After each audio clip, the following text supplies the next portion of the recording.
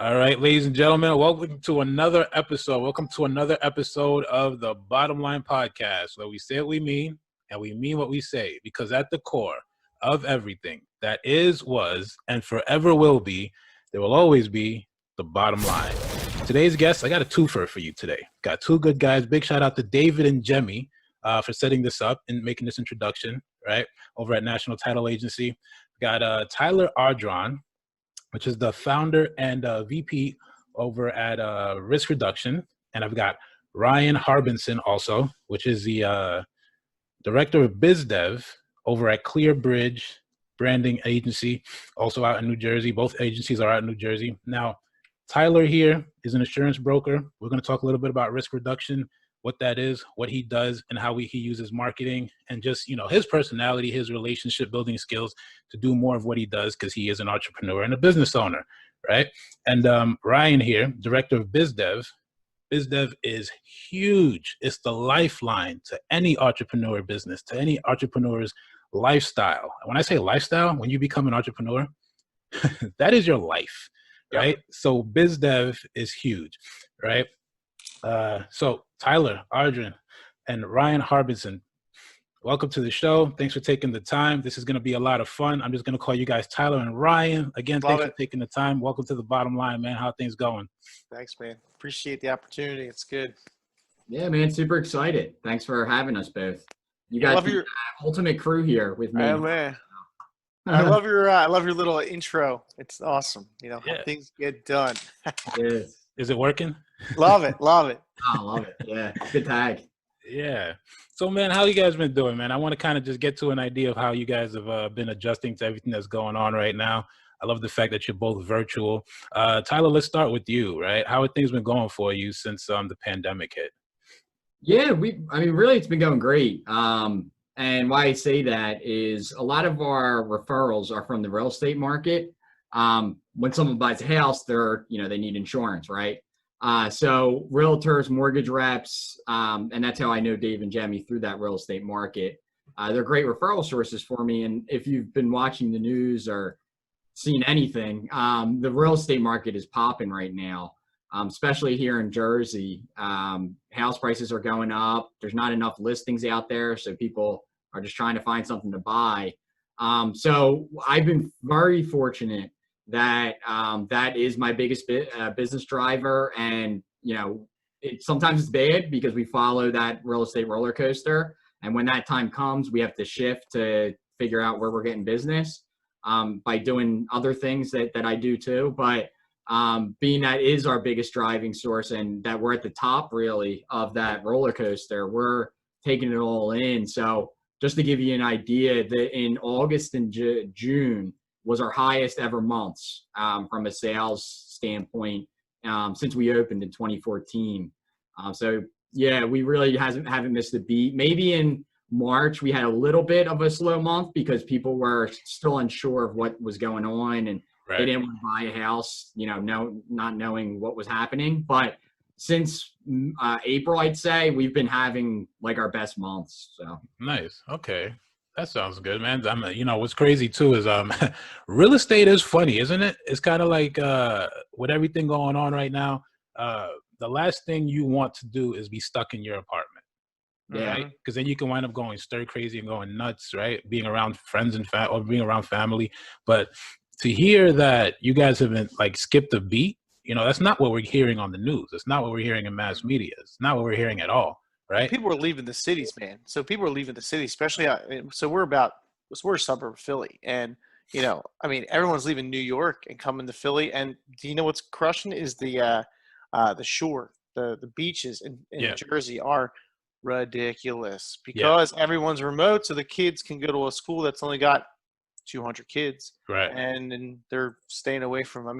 Between March and May, 450,000 people left New York. Huh. Yeah, Crazy. You can feel it too when you're there, man. It's nuts. It's just it's the twilight zone out there right now. It's crazy. Yeah. How about you, Ryan? How have things been going for you since the pandemic hit? Good, man. We're blessed to be busy as well too. I think that really kind of started to pick up at the end of June, beginning of July. Yeah. For me, in the beginning days of all this, one of the things I strive for as a biz dev guy is, I don't really sell, right? So I'm here. I make people aware of the things that we can do. But I'm a top of mind guy, right? One of my main mantras is, as Tyler knows, I have many, but first to mind, live in the feed is a big way that I live my life. And I have a sales team of 40 people. Whoa, can I interrupt you for a second? Sure, you just hit 3 key. Man, you listen. This is a man after my own heart right here. Right? You just hit 3 key points in less than 2 minutes, right? So top of mind is key, right? Top of mind. Live in the feed. I mean, can you just like elaborate on that a little bit? And I'm sure, Tyler, you could jump in whenever you want, right? Because that's where you are too. You're living in the feed, right? So just elaborate on that for me just a little bit. I know you. Yeah. So I think one of the things that people don't realize is that even though you work for a company, you are your own brand. Okay. And part of that mentality is staying relevant on people. Right. So, and we'll talk about this later. I know it's part of kind of our agenda here, but like, the people that are cold calling and that are doing like cold emails and cold LinkedIn stuff. So if you're going to come to me, okay, someone who is connected and always looking to connect people, and you're going to try to cold sell me on something, and you don't think that I've got 10 people that are giving me reciprocal business back and are friendly with me before I'm going to pick you, just some person who's a transaction salesperson, because I'm a relationship manager. That's what I live for. I'm not here for one and dones. I'm not a vendor. Okay. We're partners. That's what we strive for. Right. So we stay in the feed. I think people get overwhelmed with the amount of opportunities to be in the different feeds that are out there, right? So what I say is some content is better than no content, right? If you have a hard time with creating content, become a share maniac, okay? There are people that spend hundreds of millions of dollars through LinkedIn, Facebook, Instagram, Snapchat, Twitter, YouTube, TikTok, pick your poison, right? There's no reason that you can't just share that people's content that's relevant in either in the industry that you're in or trying to utilize the different, classics, Motivation Monday, Tactical Tuesday, all that stuff, right? So find all those people that are spending all this money and use their content as your own. But don't do what I say, don't do blank shares, right? Don't just hit the share button, put it out. Make sure you write something that's relevant to what the post is, and staying in top of mind and keeping that network, especially on LinkedIn, close to those people that you are with. Okay. You can have 1,000 people, but you need to know 90% of those people. Now, on the other side of the coin, Facebook, I'm friends with everybody. I don't care. I just want as many eyeballs to see. But with that LinkedIn group, I'm maintaining that as a close network, because I want the people that are utilizing me as a source for content, when they see it, to know who I am, so that when it happens, I'm staying relevant.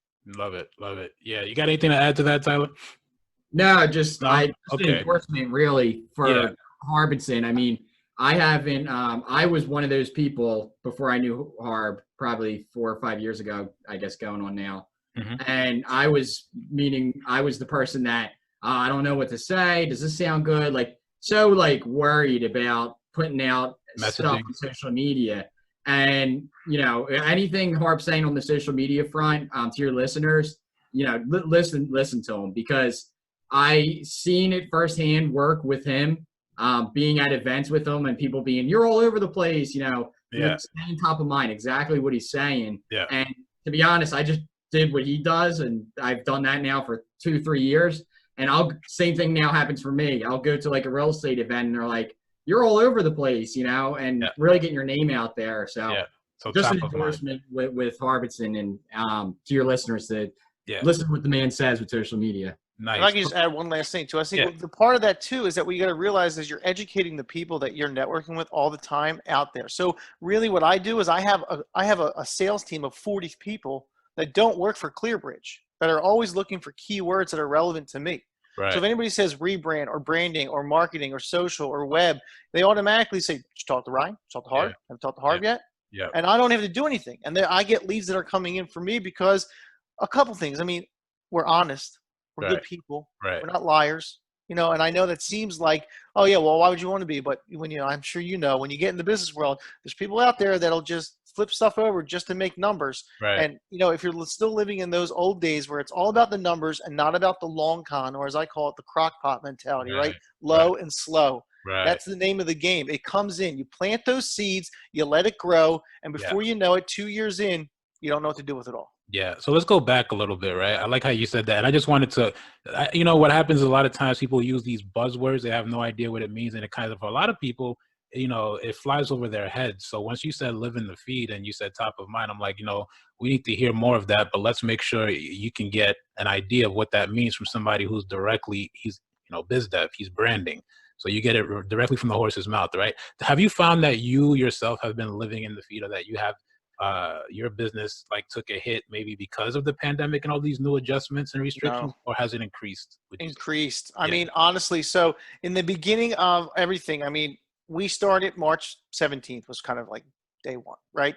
I would say by the 26th, I was already running virtual content Nice. already, Yeah. day one. I did not sell a single thing or pitch my products to anybody until like the third week of June.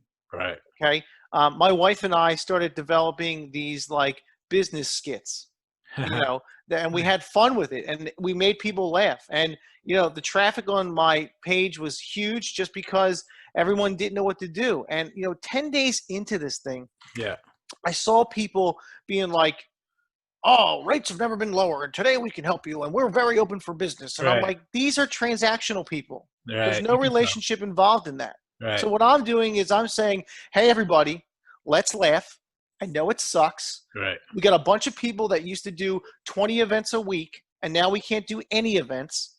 So let's figure out how we can utilize each other. And honestly, if you have not adapted, and really, I think there's still time to do it, the name of the game is introductions. Yeah. I have made so many introductions to everyone. You know how many people that I've met that I've never even actually met in real life? Just meeting these people in real life over the last like couple weeks. Right. I've done tons of work with them. I Yeah. mean, we're closing clients that we've never met in real life because of just everybody helping everybody out. Yeah. Love it. Love it. Let's go into like what that is, right? Because both of you are in a space where, you know, especially I think pre-pandemic, relationship building sounded like something that was too far-fetched. It didn't sound like something that was very doable, because you get somebody who gets on the phone, you get a cold caller, they're nervous on their end. They don't really know what they're going to say. They don't really want to make the call, right? So they're like, all right, I'm just going to make the call because I got to pay my bills, right? So they become super transactional, with them not meaning to be transactional. It's just the way they were probably trained, poorly trained, right? So you as the founder of risk reduction, right, Tyler, you seem to me, I guess when we first started talking, you weren't ever, I didn't even know you were the founder. And I had to like look you up to see that you were the VP, right? And it was just like, I'm Tyler, right? And I think the same thing flew for you, Ryan, right? It was like, well, I do branding. This is what I love. And it was more about your, I guess just the way you came across. It wasn't, like you said, transactional at all. How have you guys right now with relationships and pre-COVID, right? This doesn't sound like it's a new theory or a new concept to you guys at all. You guys have always been centered on the relationship, right? So I break it down to two parts. There's building and there's cultivating, right? So where do you guys feel like you're doing most of your relationship building? Is it or or both? Like what's going on with the relationships? How do you know when to actually get to know the person or when to go ahead and pitch the person? Like how does that work for you? Yeah, you want me to start out, Ryan? Yeah, good, yeah. So, yeah, with me, I mean, and to just go back to the title thing that you were talking about real quick, I've never been, and I'm fortunate my company's the same way, and my other partners in the company, we're not title people. Like no one's beneath me. I'm not above anyone else. If I need to ship something out and the warehouse guy's tied up, I'll go out and ship it myself. Yeah. That's just kind of the type of people that we are. And then from the relationship standpoint, just like Ryan was kind of talking about earlier, I'm not like a transactional person. Like when I meet, insurance is boring, you know, to begin with. Right. So if I come in and, oh, I got these travelers carriers, I got this, I got that, I can get you cheaper insurance. Like someone tunes it out. You see, I mean, you're on TV, say watching football last night, and there was probably 20 insurance commercials. So like what sets me apart from Geico, who's all they're doing is talking about price, and what it is that sets me apart is the relationships that I build through networking, through one-to-one meetings, through introducing people to my network and then getting introduced to their network. And I never, when I'm in a one-to-one meeting, because that's what my goal is to set up a one-to-one meeting after doing a big event or whatever. And when I go there, it's never, this is what I do. I'm always looking to what they do and thinking, all right, how can I help this person? One, because I'm generally a nice person and I want to help people. Right. And when I'm doing that, usually they want to return the favor. So then, they'll ask me what I do, and they'll ask me, how can I help you? Because I'm looking first to help them. And if they don't, then they're a transactional person and I probably won't talk to them again. Or if I see them at an event, I can't be mean to somebody, so I'll still say hi and everything. But in the back of my head, I'm going, I'm not going to make an intro for this guy because I tried that already. Yeah. So yeah, that's kind of, isn't it funny how those conversations are shorter? Like you can literally go to somebody, you can have a conversation, or they can come to you and they become super transactional, and you could just tell they're not transactional, but they'll shake your hand and it's like, hi, what do you do? And you know what I mean? And it's like, oh, this is what I do. And do you need me to do, or do you know anybody? And then the conversation is kind of shorter, right? Because it's a turn off, right? How many times I'm in those conversations and I talk to these people and we're like 5-10 minutes into it and they go, so what do you do?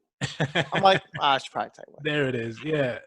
So if I could just comment kind of off what Ty said too, right? So like, I think, from what I seen too, right? So like that beginning of April, in about 3 months, so I probably did about 12 months of networking in 12 weeks, honestly.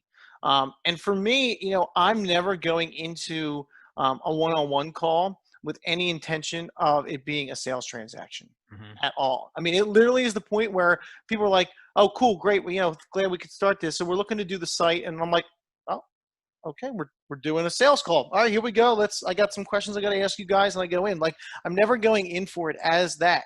Okay. Right. I think the thing that people are afraid to do is to ask. Okay. Yeah. So when you're in these transactions, right, or in these meetings, what I'm looking for is, okay, you've got this pool of people that spider web out. I've got this pool of people that spider web out. So how can we cross pollinate these two things? And, we talked a little bit about this before, but, I'm like, who do you want to know? Like, what's a good fit for you? What industries do you work for? What other type of maybe professional services are you good with? And they go, I can work with everybody and everybody is great. And and I'm like, stop. You're not really. Yeah. Stop. Tell me what you want. So like for me, I have literally just had the same 3 or 4 things that I have said since the beginning of March. And that is all I'm looking for. Right. And that allows me to keep you top of mind when I hear people say that, and I can say, okay, you need to know this person. And it really allows me to understand how to hone in on that. Because if Tyler's an insurance guy and he says, I can work with everybody, I've already forgotten about Tyler. Right. Right. But if Tyler's like, we crush flood insurance is what we do. I'm like, great. I got a flood guy. So anytime I hear anybody saying, oh yeah, la, la, la, and I go, oh, you got to know this guy. Yeah. And I think the other side of the coin too, is that when you got people like Tyler, who are insurance people, who are obviously a dime a dozen, but when they've got a great network, what I'm always doing is I'm just introducing them to other power networkers. Yeah. That's the name of the game. Yeah. Power network to power network is way better than power network to person that works at bank X. Yeah. Just because of whatever. Right. Yeah. So I want people to say, look, this is what I do. And Tyler's got a lot of my introductions. I go, Tyler, you need to know Steve. Steve, you need to know Tyler. There's great opportunities for you both to work and network together. Goodbye. And I leave. Yeah. And that's it. That's all. Yeah. So now you got both people like, oh, what can we do for you, Ryan? Right. That's it. Right. So I think what's cool, and I think what's in an ideal business world, that's how things should go, right? But we don't really know it because I think there's this skepticism or this like level of cynicism where people are kind of like, well, I don't know if he's really good at what he says he does. So for you to identify your niche, for you to break it down and go, narrow down the ridiculous, to dumb it down to somebody who's not in your industry and say, hey, listen, like you said, flood, Tyler crushes flood. I got a flood guy, right? Or branding. This is how even these markets are so saturated that it's hard to really figure out who does what and how good they are at it. So it's beneficial to both parties for you to really find a nuance, the niche, right? And then to try to create relationships around that. But I think part of that too is having a good elevator pitch. right? And Yeah. and utilizing your pitch when people say, so tell me a little bit about your company, right? So if you Right. tell me I got a 30-second pitch that's really nice and neat, hits everything I need to do, it's Yeah. not salesy, but it Yeah. lets you and educates people on who we are as a company. And Right. that's very important. When people Right. say, what do you do? And you go, I could do websites and we do this. No, we're not, we're like a group of industry vets that have come together. We do branding creative. Like we go through the whole thing. Like it's a different animal. And when you say it like that, instead of just being like, I do branding, Right. like, cool. Yeah. That's And guess what? My niece has a branding company too. She does Instagram ads. You know what I mean? So it's the same thing. Right. I like that. So look, so I think the other thing that's interesting, I was watching the presidential debate just last week, right? And if they talked for a matter of like more than 2 minutes, they get muted, right? Yeah. So it brings me, and I was thinking about the elevator pitch too. I was like, dang, this guy's gonna have to really work on his pitch, right? So the elevator pitch does create a sense of urgency, and it does let, it's kind of like in 30 seconds or less, or within 30 seconds to 45 seconds, try to get your message across. And if somebody does ask a little bit more, try to get that out within 2 minutes, right? Because it's more about, are we a good fit for each other? Are we going to mesh, right? Is there synergy here, right? Yep. If not, then you'll be able to know in less than 5 minutes. That's the idea behind the elevator pitch and like that 2-minute pitch, right? And having it nuanced, right? Yep. And that's where your brand comes into play, right? So like if you go to our website, you check out all our social media and all that, you see that we do what we say just through our site itself. And I think that's really important. People sleep on their web. Like web is so important right now and than no other time. I mean, internet traffic is up over 300%. Yeah. People are not leaving their computers and they're doing more research and people are more accessible than ever. So if you're not utilizing at least your site, cleaning up all your social to kind of continue to put out content to kind of push yourself and to elevate yourself, you're missing out on this time more than ever. It really is craziness. Let's put you guys in the other shoe on the other foot, right? So like you guys are like really good at what you do and you've been doing it for a long time. Ryan, you've been doing what you've been doing for about 15 years now. Tyler, you mentioned, back in what was it? When you just opened up 3 years ago? We opened up. I've been with the same my parent company though for going on 9 years. Okay, right. So that's a lot of experience that you guys have. How do you guys respond to trying to being pitched? How do you guys respond to being pitched or to trying to be sold? Can I go first on this one? Yeah. This is my favorite, right? Yeah. So what I love is, and it's usually the same kind of people, right? So it's either insurance people, it's financial advisors, it's CPAs, all that stuff, right? All that stuff, right? So it's always numbers people that are pitching hard, and they always come from the old school phone book guys, right? Like, hey, I got the phone book 3 days before everybody else. Dials for dollars, baby. Here we go. It's a numbers game. And like we could all do that and crush it if I make 1,000 phone calls in a week. But guess what? If that guy gets a better deal, he's leaving. He doesn't even know who I am. Right. So what I like to do is when they start coming out, have you ever looked into annuities? The annuity rates have never been lower. And I'm like, dude, relax. Get this guy on SNL. He's still good at that. Yeah. Calm down. So like I like two or three different questions to hit them with. It kind of like resets their brain. Go for it. Hey, where'd you grow up? Great one, right? That one doesn't always work because they're like, well, I grew up here and then I went to school and now because of that, and bang, we're right back in where we started. Right. The other one is did you always want to sell insurance? Wow. And they're like, well, I went to art school and then bang, here we go. So it's trying to take them off, but at the same time, there's some guys and gals that just don't care. Yeah. All they're here is to pitch it, and that's it. So yeah. And I know, I'm sure Tyler deals with it too, because when you're in the professional service world, it's just everyone's like, oh, well, I'll give you leads and I can pay you for leads. I'm like, dude, I don't want your money. How do you respond? All the time with life insurance guys and FAs and stuff, and I'll hear them out. Like I'll do a 1-to-1 or I'll do a Zoom or a call. I just did one a couple weeks ago. But when they're like just pounding like, oh, this is what we do with our markets, because they're all really the same at the end of the day. Like it's like a broken record when I sit down with some of these FAs and it's like, all right, well, you're going to talk to me about your life insurance policies and how I can start sending you clients. And like, I know going in pretty much what it's going to be. Yeah. And if it's not that, then we link up and we get, we do business together. But if it is that, I'll hear them out. But then like afterwards, they'll keep hitting me with emails. Hey, did you get a chance to look at this? Hey, did you get a chance?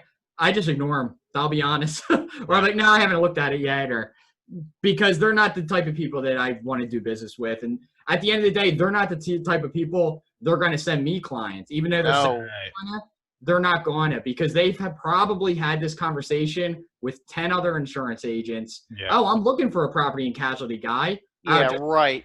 Now you're looking for one. What, the past 10 years you haven't found any? So I'm like, okay. So I kind of. Yeah, I don't envy his world, because then you got to deal with all the title people too, right? Like, I'll take you to a Flyers game. We'll go to the Flyers game. We'll go to the bar, and it's like, no, thank you. So I'm just like, I'm sure that you found a property and casualty guy in the past 10 years, and you probably have multiple, so you're not going to send me clients. So yeah. That's hilarious. It is funny. And being in the branding world, we get all kinds of people that are trying to like be part of the services that we provide. Sure. We don't do them all in-house, a lot of it, right? Okay. And we have partners and stuff like that, but we have relationships with those people, and they're like, I discovered your LinkedIn profile, and I feel like there's opportunities for us. What are you doing? Get out of my face. I would rather get a cold phone call or a cold email than a cold LinkedIn message. Okay, the worst. Let's get into that. So let's get into that, right? What I tell people, what's that? I wanted to add to Harb. Yeah, go for it. With the LinkedIn messages, mine's the worst, because on LinkedIn, my first name is actually Eugene, but so I have an E. Tyler Ardron. And what they'll do is they'll message me and it'll say, hi, E. And then so I'm like, just scrubbing it. No effort into that. You're not getting Oh my God. Right. Wow. The worst. What I tell people is, look, if you're going to, and this is where I'm trying to put it like so that, we're trying to say that even though they're transactional, even though they're probably hard salespeople, they have a good intent. That's where I'm coming from, right? Yeah. You have some kind of good intent. You want to help somebody, right? You just need to be retrained, or maybe you kind of got to brush up on your skills, right? So what I'd like to tell people is, listen, pitch the way you want to be pitched to, right? Reverse the hat. Yeah, without making it a pitch, right? Take out the pitch and just take your pre-qualifying questions and just start to talk to people, make it conversational, right? Because then at the end of the day, there's a rule, right? There's a 70-30 rule that I apply, right? You do 70% of the listening and 30% of the talking by asking open-ended questions. And your prospect will just give you whatever that you want to know. You'll check the boxes, but you got to ask questions that they really want to answer, right? So you could do at least 70% of the listening, less talking, right? What I think also is like a little bit crazy for people is they don't know when to make the ask, right? So when you make the ask, now you feel like you're getting, when somebody makes the ask, they feel like they're pitching, or they feel like, the person is receiving it as a pitch. So what do you say to guys, right? When they have to make the ask, because they got to pay their bills. They got to sell that policy. They got to pick a program from, the branding websites or whatever it is, right? How do you advise people to make the ask? When is a good time to make the ask so that it's not too pitchy, so it's not too salesy, so it's more relational? You have to. It's not the first time. It's got to be the third or fourth, meeting or relationship that's developed with that. Yeah. Because if you're going to ask me on the first time, I'm just going to say, hey man, I don't make those decisions. Sorry, and my boss is not going to talk to you. Gotcha. But if it's the third or fourth time and they're like, hey man, I know you guys are probably doing accounting with somebody, but do you think there would be an opportunity for us to look at it? And I go, right. Yeah, dude. I mean, we can have a conversation. I can't guarantee it's going to go anywhere, right. But you obviously get the name of the game. Right. But if you're coming in and every conversation that I have with you is you trying to say, we need to work together. We need to work together. We need to work together. I'm just not even going to, you're going to slowly get out. I mean, it's the same way we kind of live life over here on the East Coast, right? If you don't bust your balls, then we don't like you. Yeah. Right. It's the same kind of deal. So having people not talk to you. I bust your balls because I do like you. Yeah, exactly. Give people a hard time because I like them. You know what I mean? Having someone not talk to you at all is actually way worse over here in Jersey, because we're oh man, no one must like me because no one's making fun of me. Shit, man. Right. But it's the same kind of thing, right? It's just got to be slow. I mean, you can come in and you can make your organic conversation that's hitting the points that you want to hit, but I'm still not going to be like, oh man, thanks so much. You need to do our insurance, even though I just met you at a chamber event. Yeah. Yeah. Okay. What do you think, Tyler? How do you suggest people make the ask when it's time to make the ask? Yeah, I mean, I'd agree with Harb a couple times after talking and meeting and stuff. I mean, and it's one thing, it's how you ask, right? So Yeah. if you're explaining what you do in our first meeting and stuff, and it sounds interesting, but rather than like literally asking, "Can I see your business?" You just tell them this is what I do, and then for me at least, I'd say, "Yeah, I do flood insurance, and these are good introductions for me." Yeah. And if that person's like, "Oh, I have a short house. Can you look at my thing?" Then that's I got the same job done without having to be like, "You should meet." Correct. Yeah. So I found if you be organic with it by just sharing what you do, and like Ryan said, you have a good elevator pitch. Yeah. Have them ask you, like, have them ask if, oh, I deal with flood insurance a lot, or I have an aunt that has flood insurance. Yeah. I should introduce you to. It's like, oh, great. Now they're offering it as opposed to me, asking for something. Yeah.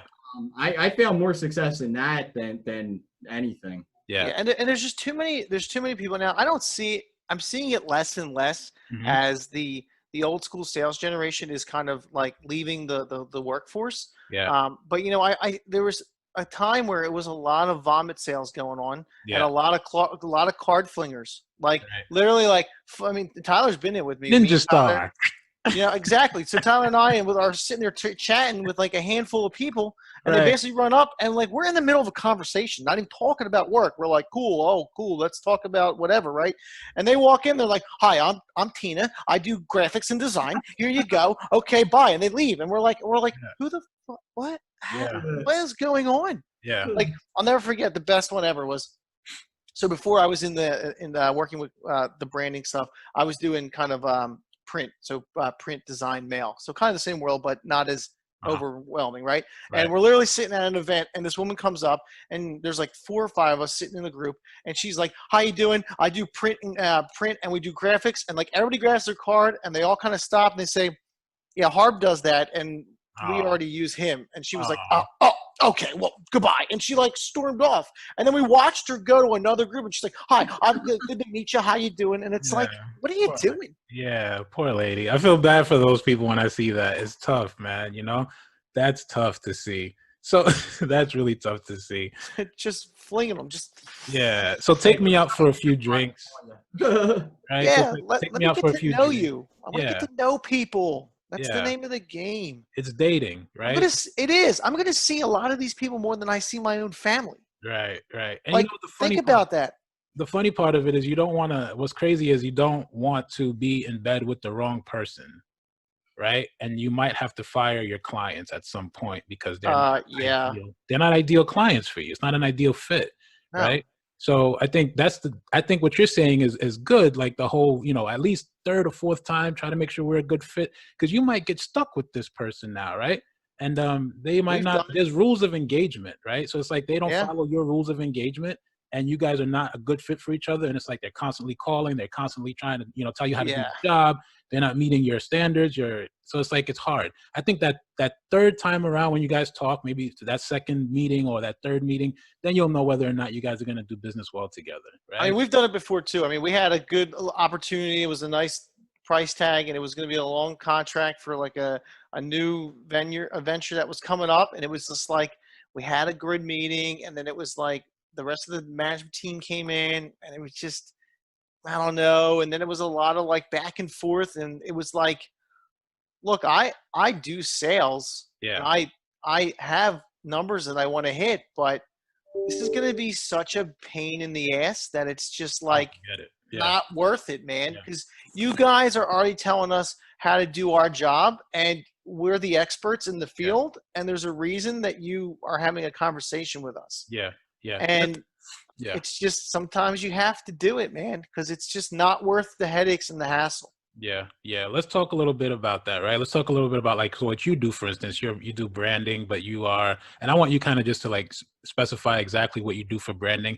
And not only that, though, when people say, okay, so just to like talk this language, right? Because you have to bring out the phone book, okay? So he took it back to like boiler room days, right? Yes, sir. So it's like reputation today is actually relationships today is social currency, okay?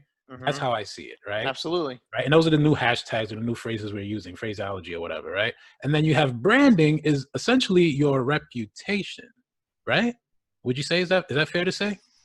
Yeah, I think branding more is the consistency of who you are as Okay. well, So like your too. And reputation, right? yeah, reputation, absolutely. I mean, but I think the problem is that people think of branding as just a logo. Right. Not a logo. Talk to The me. Yeah. logo is just the beginning of what it is, right?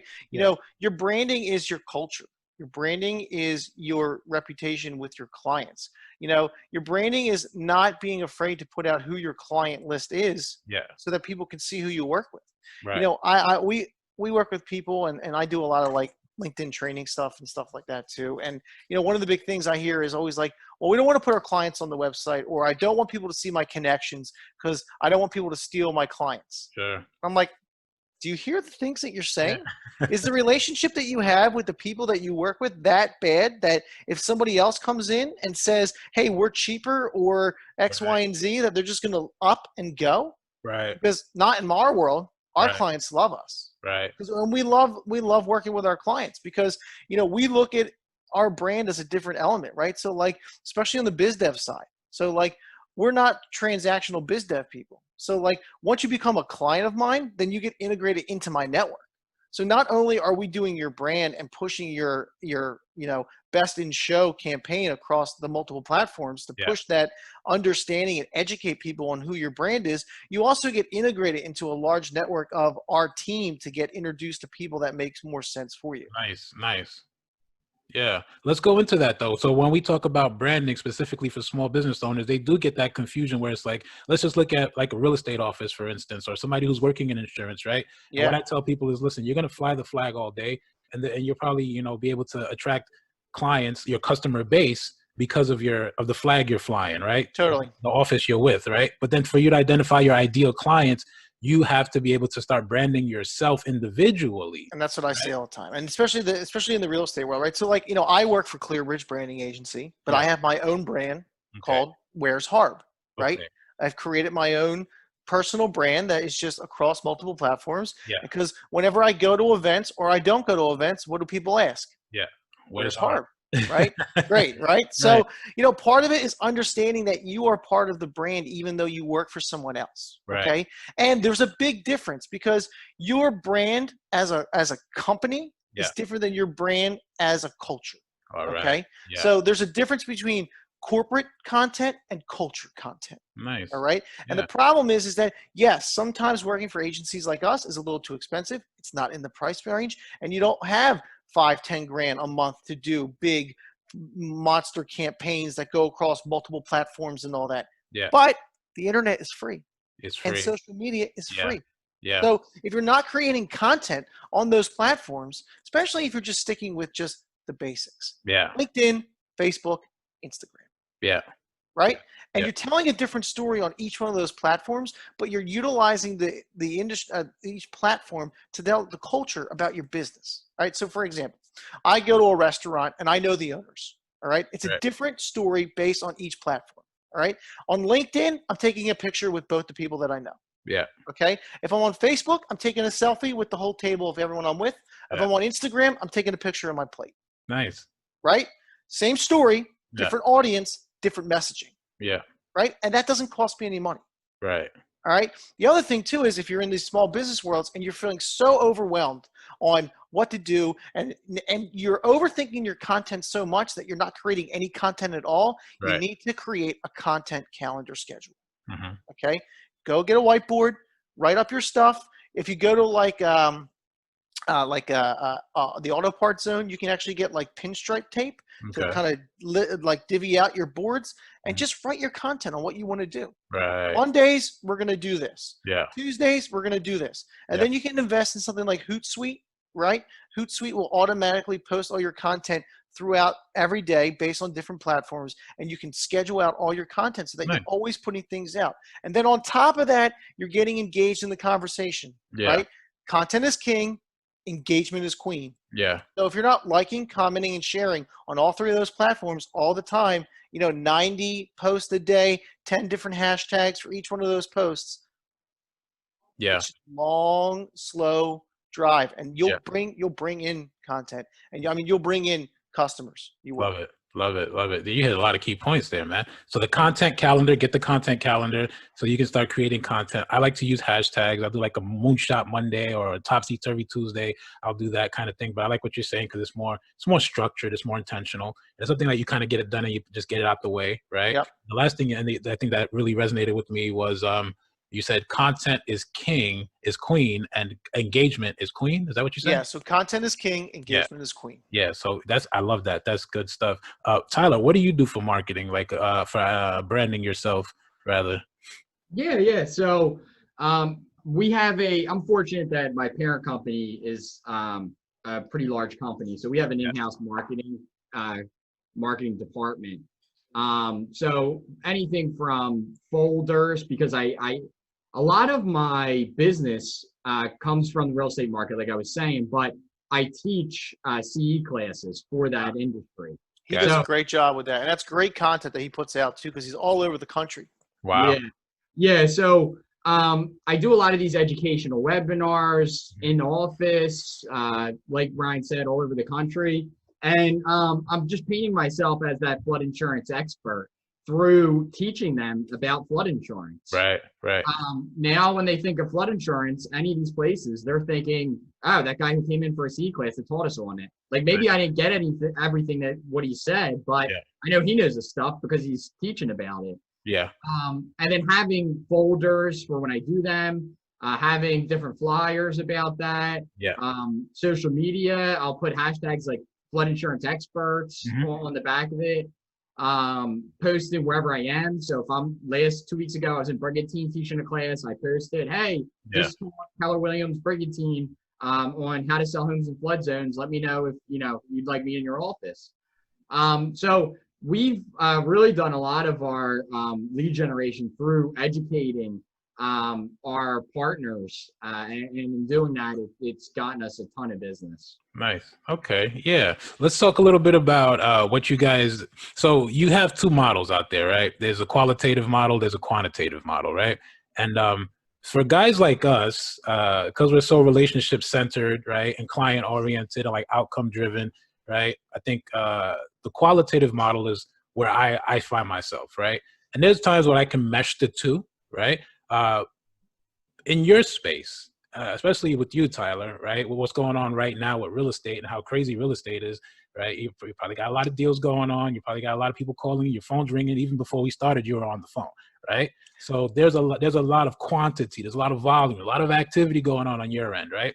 What do you feel works best for you and maybe for your client base, for your clients? Is it more quality or is it more quantity or is it a combination of both? Yeah, so I'd say it's a combination of both. And what I mean by that is from a client standpoint, it's quantity. It has to be in the insurance industry because, to give you an example, if I was a realtor, because I do have my real estate license, if I was a realtor, I sell a $500,000 house, I'm making probably 10 grand commission, right? Which is a big number. In insurance, we get a percentage of the premium, and we're already selling. Our objective is to get you a low premium. So if I sell, let's say $1,000, just for easy numbers, $1,000 policy, we're probably only making $150, if that. It's all about residuals in the insurance world. So the bigger my book of business is, the more people are renewing. We get paid every time that they renew. So from a client standpoint, I'd say it's quantity.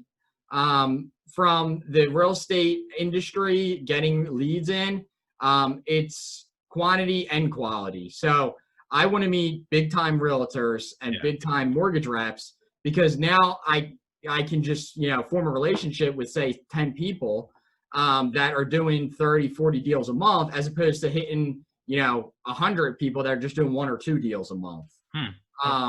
So it's more of a combination on getting the referrals, but from a client standpoint, it's definitely quantity.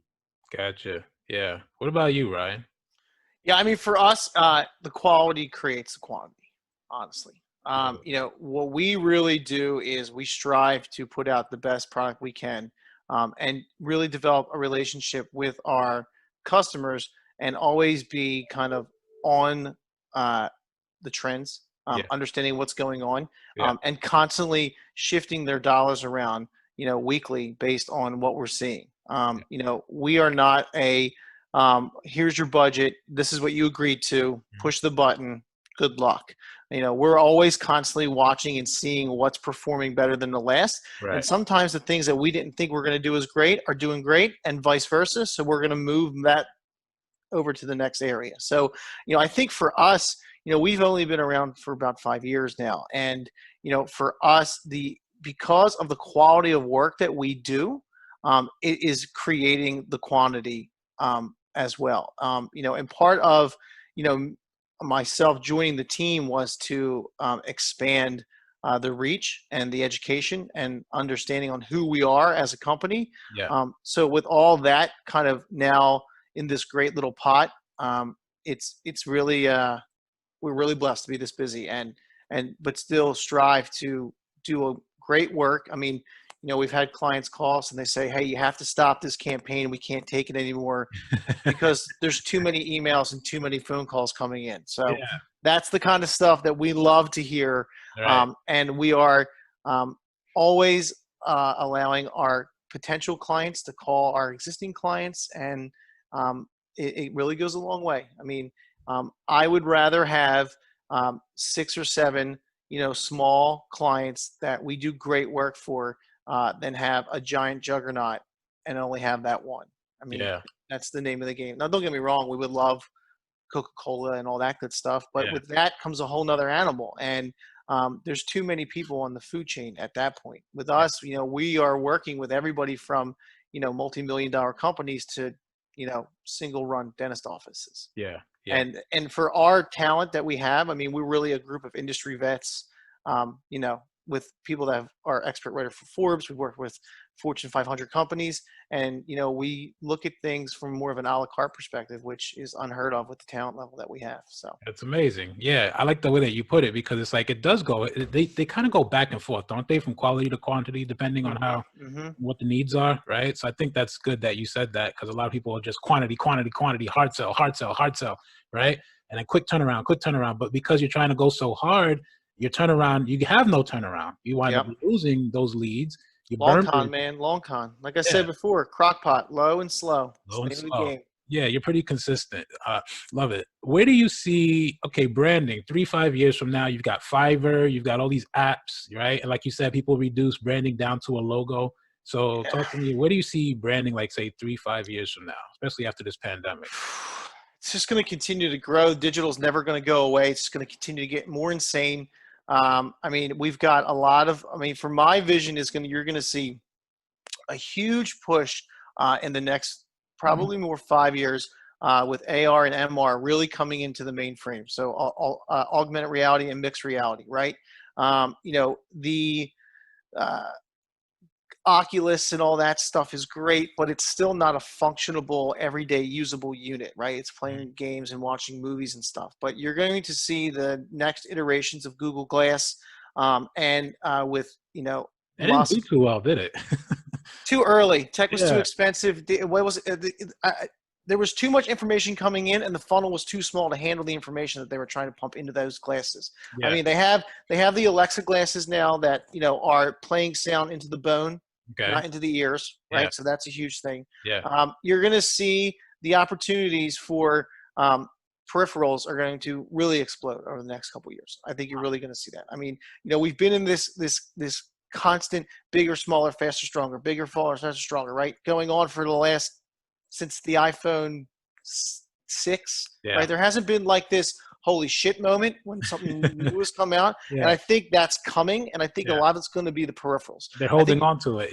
They are. And I think glasses is going to be the key, right? You're going to be able to watch something that's going to be MR, so mixed reality, where I can still see the entire environment that I have. But if you look on this wall and you have the glasses, you can see my Spotify playlists. And that stuff is already available, but it's very low end. Nice. You're going to see a lot of that coming in, and with that allows more opportunities for marketing to grow. Now, with the evolution of the smart everything coming in, it's going to get even more insane, right? And I'll give you a little tip of the iceberg, right? So I've got a Wi-Fi network that connects to all my devices and everything, including my refrigerator. Okay. What? So my refrigerator has a camera inside that's watching everything that I'm consuming. Okay. Let's say that the fridge starts to learn that every week I go through about 2 different bottles of orange juice. Okay. Now I've got Waze up in my car driving to my next location. I get ads for discounts, buy two for $5 at Acme Right. for orange juice because the Wi-Fi told the refrigerator that I'm about to probably need orange juice. Wow. Yeah. That's And that's scary. this big. That's And scary. Yeah. I mean, there's about 17,000 touch points that we're going to be able to get into. And if Wow. you haven't watched the Great Hack, Yeah. brain will explode. Yeah. I'm gonna I mean, watch that now. It's all coming, man. You know, the social credit score stuff is coming. Facial recognition is through the roof. Yeah. It's getting scary. It's Big Brother to the max. But if it's controlled correctly and not abused, it'll help people out. I mean, Right. you know, we have the opportunity because of the information that Right. everybody is putting out on a constant level, and the younger generation is so immune to it as it just being as normal life. Yeah. You know, they are not afraid to just tell the world everything that they're doing. Yeah. And because of that, I'm able to utilize all that data to then get the products and the messaging to the correct target audiences to such a micro opportunity. It's just unbelievable. Yeah, we're gonna have to explore that. You just opened up a whole can of worms, so we're gonna have to explore that more, and like at some point, right? Let's talk a little bit about you, Tyler, with climate change and everything going on, right? I think that's a huge issue right now that we're concerned about. So flooding is a big deal, and you go to places like Miami where you have to have hurricane insurance. Where do you see your industry like 3 to 5 years from now? Yeah. So, I mean, an easy answer that you probably would guess, it's definitely growing. And unfortunately, the government is the one who controls all the flood maps and everything. Mhm. And as we get younger people in positions in government, I think then it'll start to change where more areas are going to be mapped into flood zones. To give you a stat, Hurricane Harvey in 2018, 70% of the homes that were damaged and that were full rebuilds were outside of the actual flood zones that FEMA had set. A reason why is that it's all through government. The flood maps have to be adopted. They have to be accepted by the town. That it opens up all these cans of worms that really no politician wants to be the guy who says all you houses are in the flood zone now and you're required to have flood insurance. Right. So it's like a catch-22. Do we want to help people because they should have flood insurance and protect their homes because 70% of the homes were outside of the flood zone? Or do we want to, most people don't want to pay flood insurance. They're not looking at it from you're protecting them. They're looking at it from now this guy's requiring me to pay another $1,000, $2,000 a year that I don't want to pay. Yeah. So I think as more, like I said, younger people start to get into office and are looking at environmental change and all that, that stuff will begin to change. And it needs to, because right now we're looking at, and I'll give you another example. Here in New Jersey, the preliminary maps, which means the new flood maps that were coming out, were supposed to come out, I'd say 2016. They still have, most of them still haven't been adopted yet because New York City sued FEMA. They were in court. They didn't want to adopt the maps. Wow. So that's everywhere. That's not just here in Jersey. But since I started working here, I've been telling people, the new maps are coming out in the next 2 years because that's what I've been told. And that's going on 8 years now. So I think as younger people get in and more emphasis is on environmental change and everything like that, I know global warming and all that is like a big topic and political topic we don't want to get into. But just going on the past 10 years from a hurricane standpoint, there's more hurricanes now than ever. And you can look that up. And I know some politicians will say, it's the same as it's always been. But there's been more devastating hurricanes since Hurricane Katrina than there's ever been. Right. And you know, the laws and everything like that needs to change with that. Unfortunately, they haven't changed yet. Yeah. And maybe it takes more private companies, which you've seen lately. Private flood insurance is getting bigger and bigger.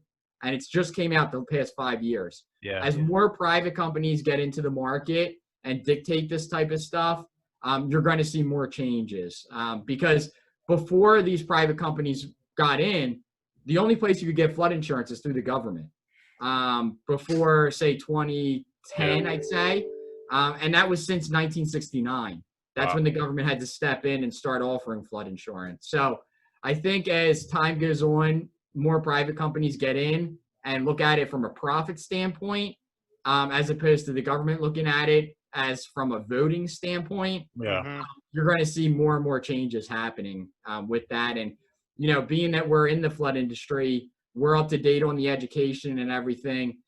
We're up to speed on our websites, making sure that we have a rater on our website. So you go on, you can get a flood insurance quote right on our website. Oh, nice. That's, as Ryan was talking about, as younger generation gets in, I'll be honest, most of the people I talk to from a client standpoint, I'd say is post probably 40 to 50 years old.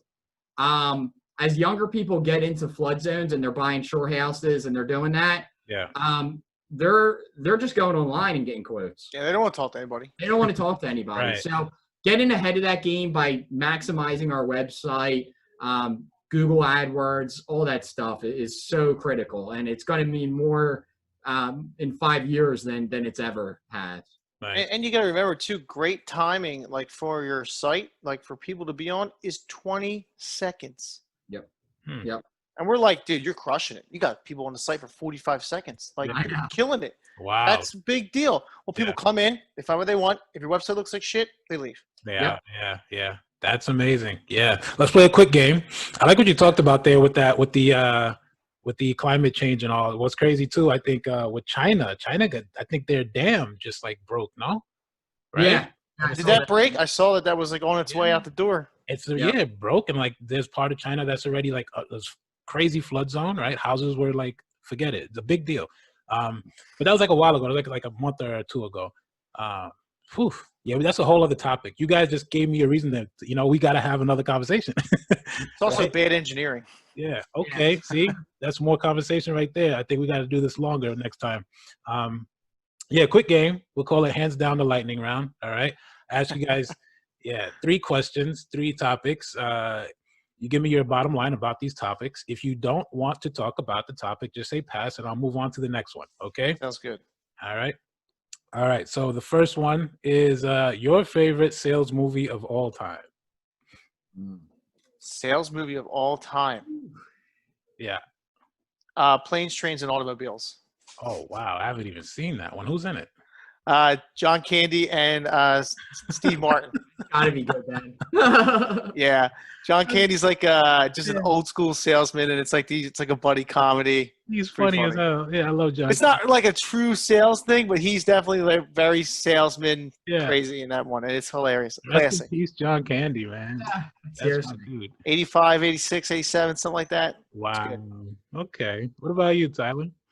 So I'm fortunate.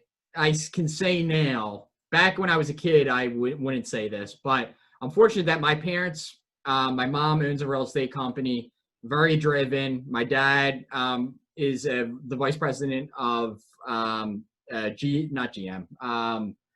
They just got bought out. It's an air conditioning manufacturer. But I'm fortunate that they've been very motivational. They've made me read books when I was 13. Right. About the 7 highly effective habits, all that stuff. It hypnotized you. Yeah.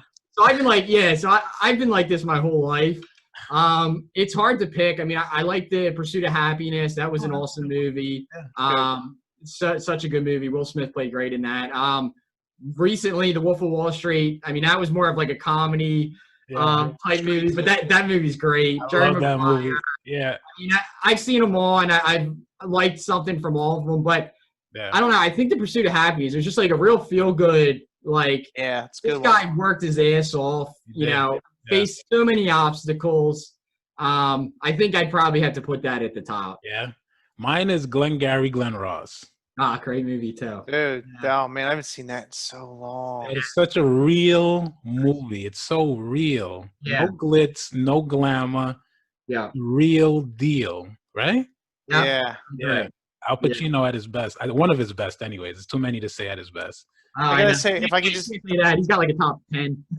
if you Yeah. want an honorable mention, if you want a great salesman, Ricky from the Trailer Park Boys is a great salesman. Ricky from the Trailer Park If you Boys? ever watch Trailer Park Boys, watch Trailer Park Boys. You He's have to just this send me guy these. that's got the gift of gab, and they're always in these awful situations about drugs, and they're in a trailer park. It's on Netflix. It's a great show. He's not really, it's not really a sales thing, but the way he can like manipulate people to kind of be like, I know Jim knows me. Like, oh, okay, cool, man. Have a great day. You know, that kind of stuff. It's great. Gab. Okay, I'm gonna look for that. Yeah, you're gonna have to send that to me. Okay, so second topic, real quick, right? Pandemic being what it is, a lot of people are converting. Commercial industry is taking a hit, right? A lot of people working remotely right now. What do you think is better for the future? I'd say for small businesses and businesses that are looking to scale, right? Would you say more remote, working remotely, or going back into having an office and people coming into work? I think that you have to have a hybrid mentality, or it's gonna affect people a lot. I mean, I think there are key individuals that need to be in the office more than others. For me, even before this, I was in the offices on Mondays, and then the majority of the week I was on the road. Mhm. But I mean, I think it's just, I think you need it. I think you need that human interaction. I can't see an entire company more than like 12 to 15 people being able to utilize Zoom all the time. I mean, Yeah. you just need to see people. Water cooler talk is fun. It's good to know Right. what's going on. It's good to bullshit with the people that you work with. I mean, Right. we do a nice job. We have meetings every morning at 8:30, and that's been great. And we've been way more connected than ever. But there's just more to it. Hey, you got a second? Hey, you see that email I sent you? Yeah. Those days are, that kind of stuff is important. And you know, accountability is really the new currency at this point right now, right? Uh-huh. And I feel like if your company is not run well, it's going to really affect your culture Yeah. immensely. Yeah. What about you, Tyler? What do you think? I love part that you just said, the accountability right there, because I actually, in my sales meeting, I do a Monday sales meeting. In my sales meeting, I went over accountability. So that's funny that you just said that. I mean, as you can guess, told you before we started this that I've been back since end of May, early Yeah. June, Yeah. and then I brought back everybody in July. So as a business owner, we need to be in person. I get it. We can do everything that we do here online because that's mostly everybody. I mean, if you need a quote, I can go on a website and I'll get you an insurance quote. Yeah. Insurance isn't done in person anymore. It's all over the phone, email, quotes are done online. Everything's done on a computer. Yeah.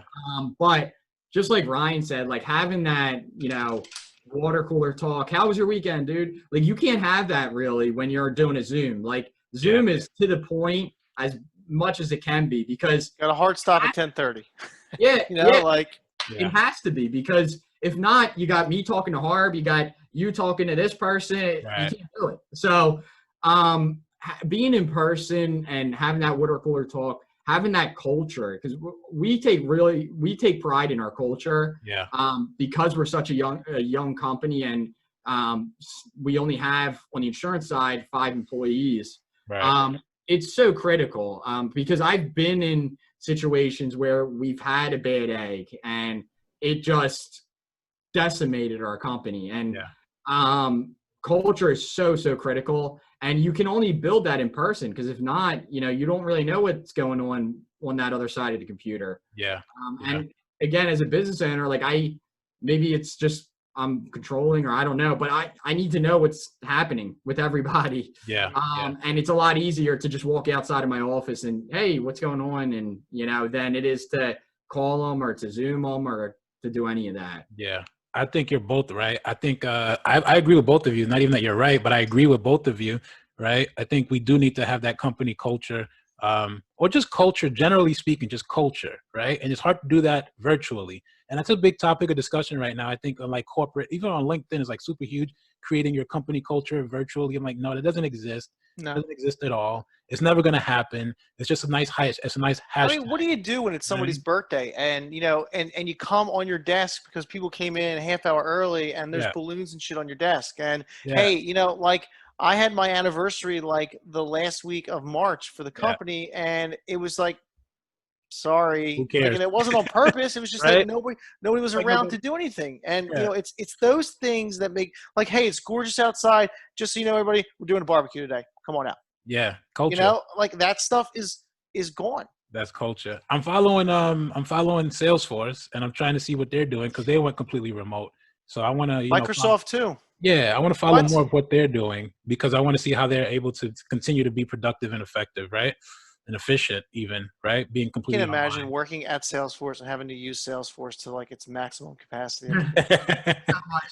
So insane. No, thank you. Yeah, let's get to your guys' your bottom line, right? That reoccurring truth for both of you, right?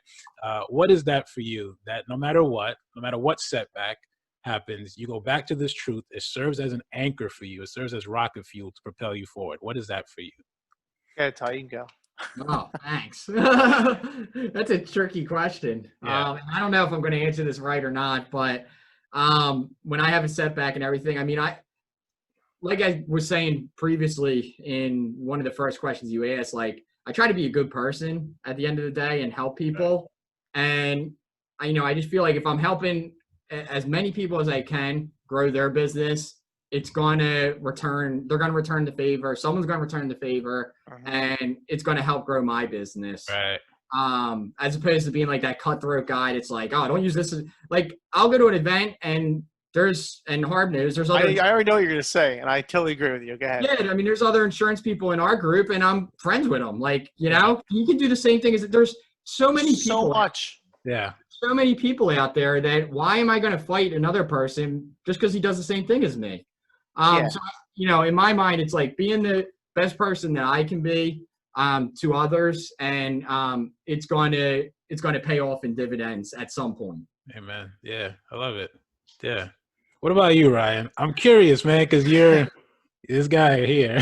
He's got a lot. You got a lot, right? I mean, I think part of it is it's understanding that there's a lot to go around. Yeah. Right. And that's a big part of it. And I think people are like, oh, I can't work with this guy. I can't hang out with this person because they do the same thing that I do. And because they do the same thing that I do, then I can't do anything with that person, or I can't be involved in anything that's going on. So, I live my life by a lot of mantras, right? But, the first is liars never win and winners never lie. And that is the biggest thing, right?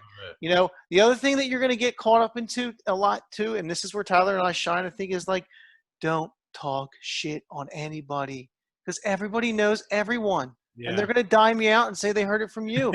And it's not because you don't like, there's no reason for me to talk ill of anybody. Right. And I think the other thing too is it's not that hard to be a good person. Right. And that's what it is. Yeah.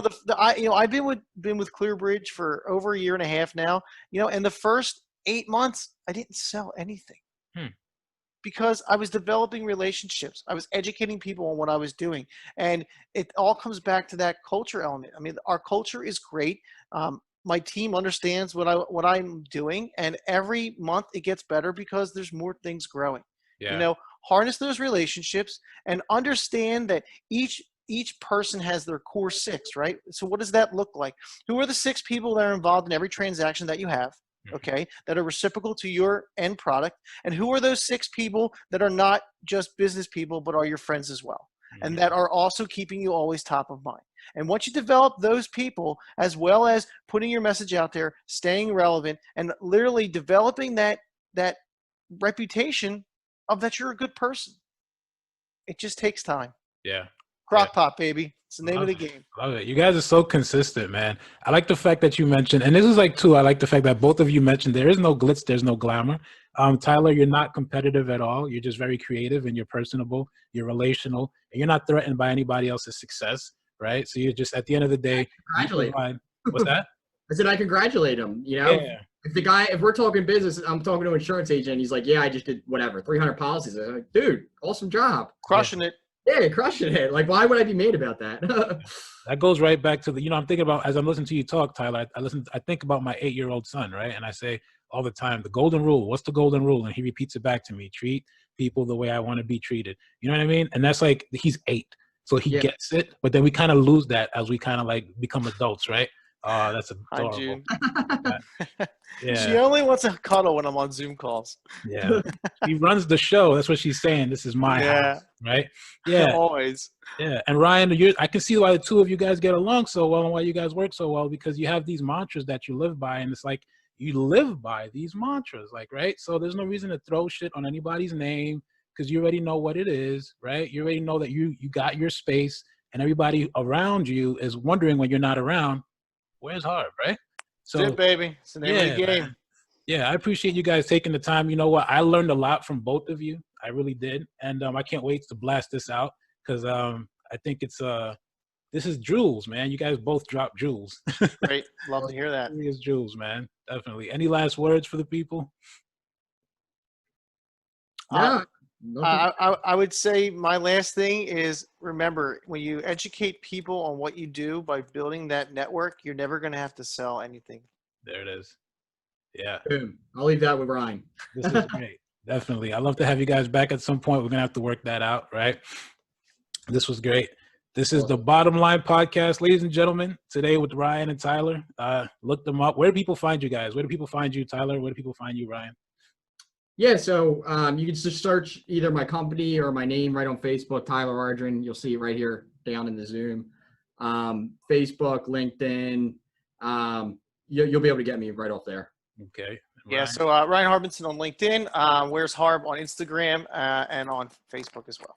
All right, this was great. Thanks for taking the time again, guys. This was the Bottom Line Podcast, where we say what we mean, and we mean what we say. Yep. At the core of everything that is, was, and forever will be, there will always be the bottom line. Let's go.